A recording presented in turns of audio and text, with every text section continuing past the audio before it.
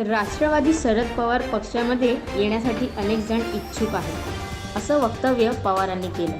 सरसकट सर्वांना पक्षात घेण्याचा आमची मानसिकता नाही, इच्छुकांबाबत पक्षांच्या बैठकीत निर्णय घेतला व्यक्त केलेली आहे, पण त्याचा सरसकट निर्णय घेण्याची मनस्थिती आम्हाला लोकांची नाही।